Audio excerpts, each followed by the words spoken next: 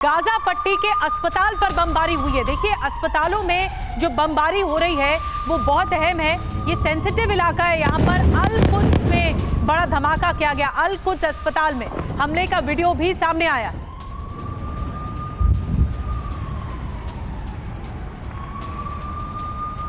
तो अस्पताल भी बन रहे हैं हमले का निशाना। 24वें दिन भी इजराइल का भीषण हमला जारी है। गाजा के अस्पताल पर फिर से अटैक किया गया है, फिर से हमला हुआ है। अल-कुद्स अस्पताल पर की गई है एयर स्ट्राइक।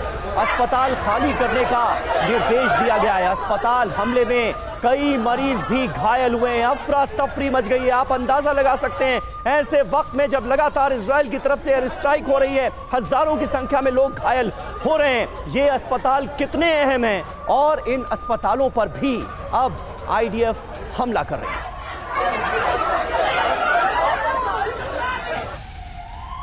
अल-कुद्स अस्पताल की तस्वीर हमने आपको दिखाई। एक और बड़ी खबर, गाजा में हमले की चपेट में आए मेडिकल कर्मी भी। गाजा में इजरायली एयर स्ट्राइक हुई है। पत्रकार भी हमले में बाल बाल बचे हैं। रेस्क्यू टीम जान बचाकर भागती हुई नजर आई।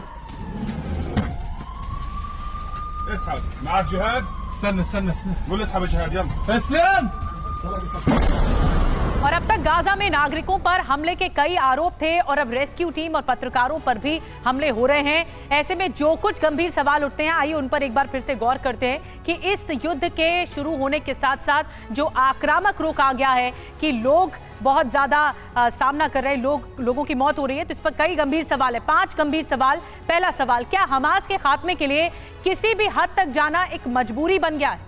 जी हाँ, इजराइल की आक्रामकता क्या आगे उसे नुकसान पहुंचाएगी, ये अहम सवाल है। क्या इजराइल हमास अटैक से मिली सहानुभूति धीरे धीरे करके खोता जा रहा है? और इसके अलावा सवाल है कि क्या अब किसी भी युद्ध में नियमों का कोई खास मतलब नहीं होता है? क्या नियम के अनुसार नहीं लड़ा जाएगा? 5वीं बड़ी बात कि क्या हमास ने इजराइल के सामने कोई विकल्प भी नहीं छोड़ा है क्या? इसी सवाल के साथ सिन्हा साहब आपके पास आ रही हूं। क्या कोई विकल्प बचा है? क्या कोई विकल्प छोड़ा है हमास के सामने? और अब क्या होगा युद्ध में? विकल्प तो बहुत साफ है। हमास के जो आतंकी है वो सरेंडर करें। जो 5 बार फैसला हुआ था, स्टार्टिंग विद ब्रिटिशर्स, उसके बाद यूनाइटेड नेशंस, उसके बाद लास्ट में तो इजराइल ने कहा था कि हमको खाली 20% ज़मीन दे दो, वो भी ये जो डेजर्ट ज़मीन है जिसमें कुछ नहीं उगता वो दे दो, उसको हम हरा बना देंगे। वो भी एक्सेप्टेबल नहीं था। क्वेश्चन ये नहीं है, हमास चाहता है पूर्ण बर्बादी यहूदियों का, यहूदी को अपने को जिंदा रखना है। तो ये खाली ज़मीन की लड़ाई नहीं है, ये धर्म की लड़ाई है। तो ये तो लंबा चलेगा क्योंकि ज़मीन तो आप दे देंगे। मैं कहता हूं कि कॉन्सेप्ट थोड़ी देर के लिए ये समझो कि इजराइल कहता ठीक है आप पूरा ज़मीन ले लो, मैं यहाँ से निकलता हूं, तो क्या वो एंटी यहूदी होना छोड़ देंगे? एकदम नहीं, वो तो यहूदी की मौत चाहेंगे। तो ये तो बड़ा डिफिकल्ट क्वेश्चन है।